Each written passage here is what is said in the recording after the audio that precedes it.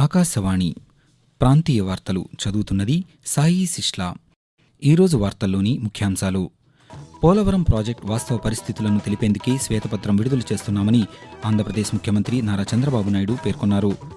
ఆంధ్రప్రదేశ్లో రహదారులకు యుద్ధ ప్రాతిపదికన మరమ్మతులు చేపడుతున్నామని రాష్ట్ర భవన నిర్మాణ మంత్రి కొలుసు పార్థసారథి తెలిపారు.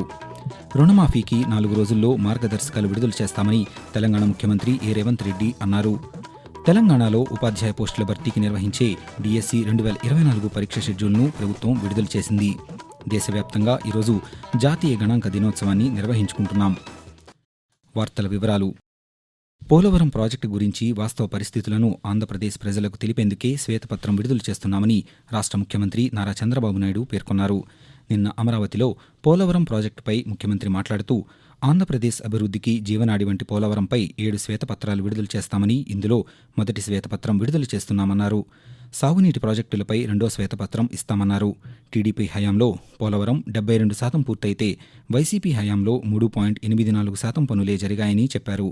అంతర్జాతీయ, దేశీయ నిపుణుల సాయంతో ప్రాజెక్టు మరమ్మతులు చేపడతామని పేర్కొంటూ, ఇప్పుడు ఎంత డ్యామేజ్ జరిగిందంటే డయాఫామ్ వాల్ 2018లో 436 కోట్లకు పూర్తి చేశాం. ఇప్పుడు డయాఫామ్ వాల్ రిపేర్లు కోసం దాని ఖర్చు 447 కోట్లు. అది రిపేర్ చేస్తాం. అప్పటికి పర్మనెంట్ గా సొల్యూషన్ వచ్చిందంటే మేము చెప్పలేమంటున్నారు. అది కాకుండా పేర్లు గా ఇంకొక కొత్త డయాఫామ్ వాల్ కట్టాలంటే 990 కోట్లు. మళ్ళీ 2 సీజన్లు కావాలి. అది కూడా సక్రమంగా చేస్తే 2 లేకపోతే 3-4 సీజన్లు అవుతుంది. ఇక్కడుండే సిడబ్ల్యూసి చేతులు తీసే పరిస్థితికి వచ్చారు. కాబట్టి ఇంటర్నేషనల్ ఎక్స్పర్ట్స్ కూడా పెట్టి వాళ్ళు కూర్చొని, ఎందుకంటే బిగ్ ఇష్యూ సేఫ్టీ ఇష్యూ, వాళ్ళందరూ వచ్చిన తర్వాత ఒక అవగాహన వస్తుంది. ఆంధ్రప్రదేశ్లో అన్ని రహదారులకు యుద్ధ ప్రాతిపదికన మరమ్మతులు చేపడుతున్నామని రాష్ట్ర భవన నిర్మాణ, సమాచార శాఖల మంత్రి కొలుసు పార్థసారథి తెలిపారు. నిన్న ఏలూరు జిల్లా ఆగిరిపల్లి మండలం శోభనాపురంలో రహదారులను మంత్రి పరిశీలించారు. అనంతరం ఆయన మాట్లాడుతూ, స్థానికంగా ఉన్న శోభనాపురం ఈదర వయా బొద్దనపల్లి రహదారి, గణపవరం అడ్డరోడ్డు, అడవినెక్కలం రహదారి పూర్తిగా ధ్వంసమైనట్లు గుర్తించామని అన్నారు. ఈ రహదారుల అభివృద్ధి పనులను త్వరలో చేపడతామని మంత్రి తెలిపారు. తెలంగాణలో రుణమాఫీకి 4 రోజుల్లో మార్గదర్శకాలు విడుదల చేస్తామని ముఖ్యమంత్రి రేవంత్ రెడ్డి అన్నారు. ముఖ్యమంత్రి నిన్న ఢిల్లీలో పాత్రికేయులతో మాట్లాడుతూ, రుణమాఫీకి రేషన్ కార్డు ప్రామాణికం కాదని 2 లక్షల వరకు మాత్రమే రుణమాఫీ చేస్తామన్నారు. రైతు రుణమాఫీ తర్వాత రైతు బంధు, ఇతర పథకాల అమలుపై దృష్టి పెడతామని చెప్పారు. కేంద్రం బడ్జెట్ ప్రవేశపెట్టిన 2 రోజుల తర్వాత తెలంగాణ బడ్జెట్ సమావేశాలు ఉంటాయని, బడ్జెట్ వాస్తవ అంచనాలకు అనుగుణంగా ఉండాలని అధికారులకు ఆదేశించామని తెలిపారు.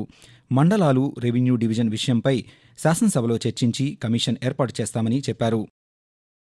తెలంగాణలో ఉపాధ్యాయ పోస్టుల భర్తీకి నిర్వహించే డిఎస్సి 2024 పరీక్షకు పూర్తి షెడ్యూల్ను రాష్ట్ర ప్రభుత్వం విడుదల చేసింది. జూలై 18 నుండి ఆగస్టు 5 వరకు డిఎస్సి పరీక్షలు నిర్వహించనున్నారు.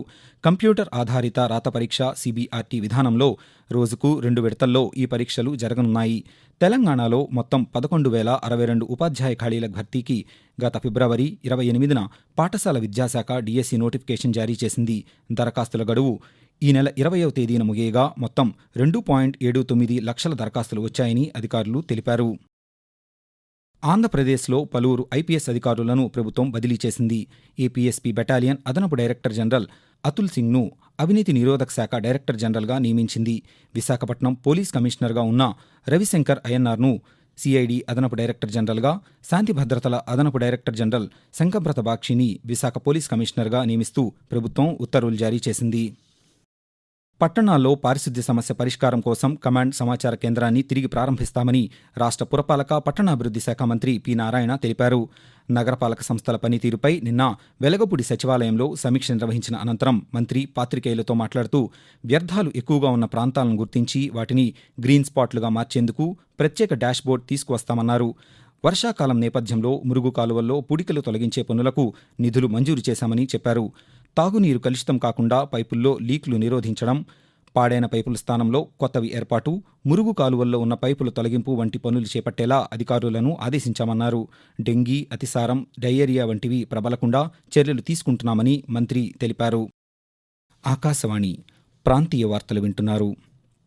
తెలంగాణ 10వ తరగతి అడ్వాన్స్డ్ సప్లిమెంటరీ పరీక్షల ఫలితాలు విడుదలయ్యాయి. నిన్న హైదరాబాద్లో విద్యాశాఖ అధికారులు ఫలితాలను విడుదల చేశారు. సప్లిమెంటరీ పరీక్షలలో 73.03% ఉత్తీర్ణత నమోదైందని, వీరిలో బాలుర ఉత్తీర్ణత 71.01% కాగా బాలికల ఉత్తీర్ణత 76.37%గా ఉందని అధికారులు వెల్లడించారు. ఫలితాలను అధికారిక వెబ్సైట్లో వీక్షించవచ్చని తెలిపారు. పరీక్ష ఫలితాలపై పునః లెక్కింపు, పునః మూల్యాంకనానికి జూలై 8వ తేదీ వరకు అవకాశం కల్పించినట్లు విద్యాశాఖ అధికారులు పేర్కొన్నారు. కాగా తెలంగాణలో ఈ నెల 3 నుండి 13వ తేదీ వరకు 10వ తరగతి సప్లిమెంటరీ పరీక్షలను నిర్వహించారు. నిర్ణయాల కోసం సమాచారాన్ని ఉపయోగించడం అనే ఇతివృత్తంతో జాతీయ గణాంక దినోత్సవాన్ని ఈరోజు దేశవ్యాప్తంగా నిర్వహించుకుంటున్నాం. ప్రముఖ ఆర్థికవేత్త ప్రశాంత్ చంద్ర మహలనోబిస్ జయంతిని పురస్కరించుకుని ప్రతి ఏటా జూన్ 29వ తేదీన దేశవ్యాప్తంగా అధికారికంగా జాతీయ గణాంక దినోత్సవాన్ని నిర్వహిస్తున్నారు. వ్యక్తిగత జీవితంలో గణాంకాల ప్రాధాన్యం పట్ల సాధారణ ప్రజలకు అవగాహన కల్పించడంతో పాటు జాతీయ అభివృద్ధి ప్రణాళికల్లో గణాంకాల ఆవశ్యకతను తెలియజేసే విధంగా జాతీయ గణాంక దినోత్సవాన్ని కేంద్ర, రాష్ట్ర ప్రభుత్వాలు నిర్వహిస్తున్నాయి. కాగా జాతీయ గణాంక దినోత్సవాన్ని పురస్కరించుకుని ఆకాశవాణి విజయవాడ ప్రాంతీయ వార్తా విభాగం రూపొందించిన ప్రత్యేక ముఖాముఖి కార్యక్రమం ఈరోజు ఉదయం 10 గంటలకు ప్రసారమవుతుంది. ఆంధ్రప్రదేశ్ ఉప ముఖ్యమంత్రి కె పవన్ కళ్యాణ్ ఈరోజు తెలంగాణలోని జగిత్యాల జిల్లా కొండగట్టు ఆంజనేయ స్వామిని దర్శించుకుంటారు. పవన్ కళ్యాణ్ పర్యటనకు సంబంధించి అన్ని ఏర్పాట్లు చేశామని జిల్లా ఎస్పీ అశోక్ కుమార్ తెలిపారు. నిన్న ఆలయ పరిసరాలను పరిశీలించి ఆయన అధికారులకు సూచనలు చేశారు. అధిక సంఖ్యలో అభిమానులు తరలివచ్చే అవకాశం ఉన్నందున ఎలాంటి ఇబ్బందులు కలగకుండా ఏర్పాట్లు చేశామని ఎస్పీ తెలిపారు. ఆంధ్రప్రదేశ్లో అధిక వర్షాలు కురుస్తున్నందున వరద ప్రభావిత ప్రాంతాల్లో ముందస్తు చర్యలు చేపట్టాలని రాష్ట్ర హోంశాఖ, విపత్తుల నిర్వహణ శాఖ మంత్రి వంగలపూడి అనిత అధికారులను ఆదేశించారు. విజయవాడలోని ఆంధ్రప్రదేశ్ అత్యవసర హెచ్చరికా కేంద్రాన్ని మంత్రి పరిశీలించి అధికారులను వివరాలు అడిగి తెలుసుకున్నారు. అనంతరం 8 జిల్లాల కలెక్టర్లు అధికారులతో దృశ్య మాధ్యమం ద్వారా సమీక్ష నిర్వహించారు. ఈ సందర్భంగా మంత్రి మాట్లాడుతూ ముంపు ప్రాంతాల ప్రజలను సురక్షిత ప్రాంతాలకు తరలించేలా అధికార యంత్రాంగం సమన్వయం చేసుకుంటూ రక్షణ చర్యలు చేపట్టాలని మంత్రి పేర్కొన్నారు. ప్రధానమంత్రి నరేంద్ర మోదీ తన భావాలను దేశ ప్రజలతో పంచుకునే మనసులో మాట మన్ కీ బాత్ కార్యక్రమం 111వ సంచిక రేపు ఆకాశవాణి ద్వారా ప్రసారమవుతుంది. ప్రధానమంత్రిగా వరుసగా 3వసారి బాధ్యతలు చేపట్టిన తర్వాత జరుగుతున్న తొలి మన్ కీ బాత్ కార్యక్రమం ఇది. ఆంధ్రప్రదేశ్లో ప్రభుత్వ పాఠశాల విద్యార్థులకు నాణ్యమైన భోజనం అందించాలని బీసీ సంక్షేమ, చేనేత, ఔళి శాఖ మంత్రి ఎస్ సవిత అధికారులను ఆదేశించారు. నిన్న మంత్రి శ్రీ సత్యసాయి జిల్లా పెనుగొండలో బాలికల కళాశాలను ఆకస్మిక తనిఖీ చేశారు.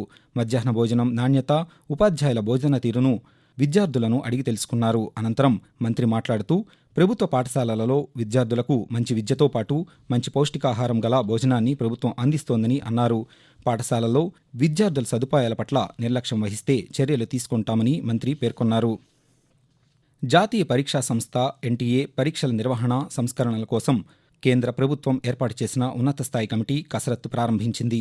ఇందుకోసం విద్యార్థుల తల్లిదండ్రుల సూచనలు కోరింది. ప్రత్యేకంగా ఏర్పాటు చేసిన మై గవర్నమెంట్ వెబ్సైట్ ద్వారా తమ అభిప్రాయాలు, సూచనలు తెలియజేయవచ్చని తెలిపింది. జూలై 7 వరకు ఈ వెబ్సైట్ అందుబాటులో ఉంటుందని కేంద్ర ప్రభుత్వం తెలిపింది. పరీక్షల నిర్వహణ విధానంలో సంస్కరణలు, సమాచార భద్రతలో పురోగతి, ఎన్టీఏ పనితీరుపై ఈ కమిటీ తగిన సిఫార్సులు చేయనుంది. 2 నెలలలోగా ఈ కమిటీ నివేదికను కేంద్ర ప్రభుత్వానికి సమర్పించనుందని అధికార వర్గాలు తెలిపాయి. ఆకాశవాణి ప్రాంతీయ వార్తలు ముగించే ముందు ముఖ్యాంశాలు మరొకసారి. పోలవరం ప్రాజెక్ట్ వాస్తవ పరిస్థితులను తెలిపేందుకే శ్వేతపత్రం విడుదల చేస్తున్నామని ఆంధ్రప్రదేశ్ ముఖ్యమంత్రి నారా చంద్రబాబు నాయుడు పేర్కొన్నారు. ఆంధ్రప్రదేశ్లో రహదారులకు యుద్ధ ప్రాతిపదికన మరమ్మతులు చేపడుతున్నామని రాష్ట్ర భవన నిర్మాణ మంత్రి పార్థసారథి తెలిపారు. రుణమాఫీకి 4 రోజుల్లో మార్గదర్శకాలు విడుదల చేస్తామని తెలంగాణ ముఖ్యమంత్రి ఏ రేవంత్ రెడ్డి అన్నారు. తెలంగాణలో ఉపాధ్యాయ పోస్టుల భర్తీకి నిర్వహించే డిఎస్సి 2024 పరీక్ష షెడ్యూల్ను ప్రభుత్వం విడుదల చేసింది. దేశవ్యాప్తంగా ఈరోజు జాతీయ గణాంక దినోత్సవాన్ని నిర్వహించుకుంటున్నాం. ఆకాశవాణి ప్రాంతీయ వార్తలు ఇంతటితో సమాప్తం.